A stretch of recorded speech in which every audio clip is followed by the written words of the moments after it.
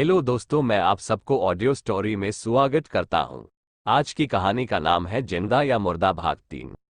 Inspector Singh और sub inspector Yusuf बात कर ही रहे थे कि तभी एक धमाके की आवाज सुनाई दी। जहां से धमाके की आवाज सुनाई दी थी, दोनों उस तरफ दौड़ पड़े। फ्लैशबैक। इंस्पेक्टर सिंह ने चारों कांस्टेबलों को कहा कि आप नीचे जाकर तलाश करें। इंस्पेक्टर साहब के कहते ही वे चारों सीढ़ी से नीचे उतर गए। नीचे उतर के उन्होंने देखा कि दाएं और बाएं दो अलग अलग जाने के रास्ते हैं। दो कांस्टेबल दाईं और दो कांस्टेबल बाईं और चल दिए। बाईं और जाने वाले कांस्टेबल कुछ दूर आगे चले ही थे कि उन्हें एक और नीचे जाने की सीढ़ी मिली। वह दोनों सीढ़ी से नीचे उतरे तो उन्होंने देखा कि बाईं और दाएं और एक एक रास्ते जा रहे हैं। दोनों कांस्टेबल एक एक और चल दिए। बाईं और जो कांस्टेबल गया था उसे एक दरवाजा मिला। उस दरवाजे के अंदर प्रवेश करते ही वह सुरंग के अंदर उस जगह की जांच करते हुए आगे बढ़ने लगा। तकरीबन 10 मिनट चलने के बाद वह बाएं घूमते हुए फिर से उसी जगह पर आ गया जहां से उन दोनों कांस्टेबलों ने जांच शुरू किया था। जो कांस्टेबल दाएं और गया था उसके साथ भी ऐसा ही हुआ। उन्होंने एक दो बार और उस जगह की तलाशी ली, पर उनके हाथ कुछ भी ना आया। अपनी मेहनत का कुछ भी नतीजा ना निकलते देख वह दोनों वापस ऊपर आने लगे।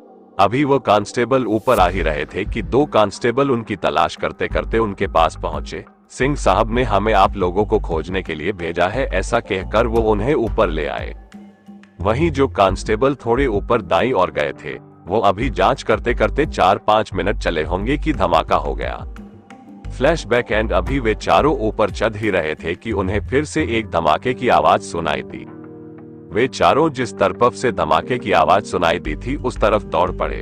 वहां जाकर उन्होंने देखा inspector Singh, sub inspector Yusuf, 7 constable और फॉरेंसिक टीम के लोग जमीन पर पड़े थे।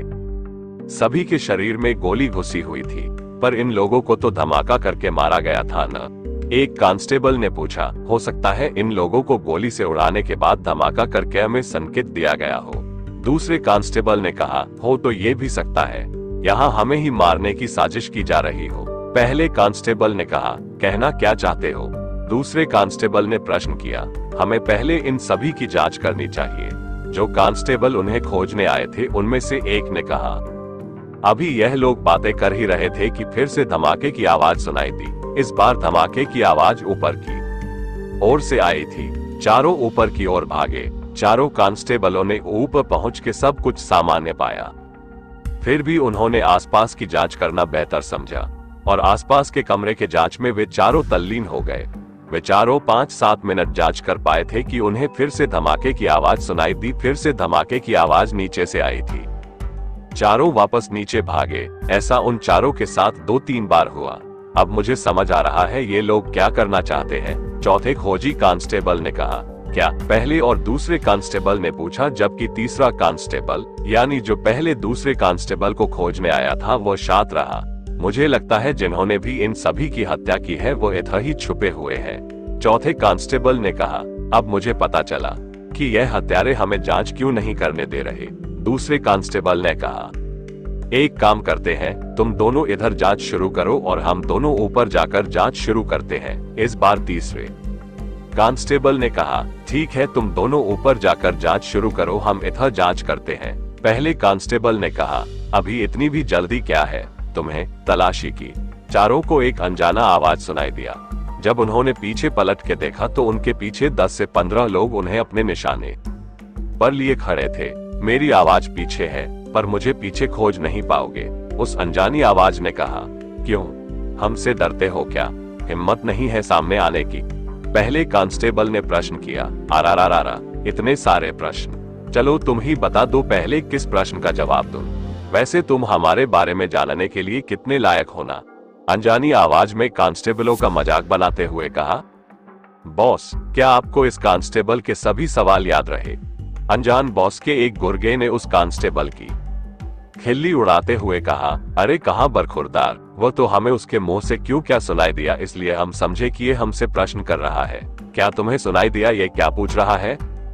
अनजानी आवाज ने कांस्टेबल का मखौल उड़ाते हुए कहा। नहीं बॉस, कहते हुए सभी गुर के हंसने लगे। 2 कांस्टेबलों को गुरु चेले की बात सुनकर गुस्सा आ रहा था, मगर 2 कांस्टेबल थे जो अभी भी शांत खड़े थे। अबे तुम साले भाड़े के तंद हरामखोरों, अपने बॉस के आंचल में ही अच्छे लगते हो, पहले कांस्टेबल ने कहा। अब हम किसके आंचल में अच्छे लगते हैं ये भी तू ही हमें बताएगा। तुम, अरे नहीं नहीं, तुम दोनों जाकर इन दोनों को थोड़ा थोड़ा प्रसाद दो। अनजान बॉस के एक गुर्गे ने तीसरे और चौथे कांस्टेबलों को पहले और दूसरे कांस्टेबल की ओर इशारा करते हुए कहा। नहीं, ये हम नहीं कर सकते, तीसरे कांस्टेबल ने कुछ घबराते हुए कहा। चलो अब अपना नाटक बंद भी करो, इन्हें पता भी तो चलना चाहिए तुम इनके साथ हो या हमारे साथ। अनजान बॉस की आवाज आई। मतलब तुम बोलो इन लोगों के साथ मिले हुए हो? दूसरे कांस्टेबल ने प्रश्न किया। क्या तुम्हें सुनाई नहीं दिया? मैंने जो कहा वो करो, अनजान बॉस ने तीसरे और चौथे कांस्टेबल को डांटते हुए कहा। जी बॉस, कहते हुए तीसरे और चौथे कांस्टेबल पहले और दूसरे कांस्टेबल की ओर बढ़े। दोनों कांस्टेबल के चेहरे के हाव भाव और टोन बदल चुके थे। पहले और दूसरे कांस्टेबल को उनके चेहरे से ही पता चल गया था कि यह लोग उनकी सच में कुटाई करने वाले हैं। तीसरे और चौथे कांस्टेबल की किसी अनजान आवाज के साथ हो रही बातों से उन्हें यह भी पता चल चुका था कि ये दोनों उन लोगों से मिले हुए हैं। पहले दोनों कांस्टेबलों ने जो देखा उस पर वो अभी भी विश्वास नहीं कर पा रहे थे। तो तुम दोनों इन लोगों के साथ मिले हुए हो? पहले कांस्टेबल ने मूर्खों की तरह सवाल किया। अबे मूर्ख, तुझे पुलिस की नौकरी दी किसने? तीसरे कांस्टेबल ने पहले कांस्टेबल को लात मारते हुए कहा। दोस्तों, आपको ये कहानी कैसी लगी प्लीज हमें कमेंट करके जरूर बताएं। जिंदा या मुर्दा भाग 4 को सुनने के लिए सब्सक्राइब करें ऑडियो स्टोरी को।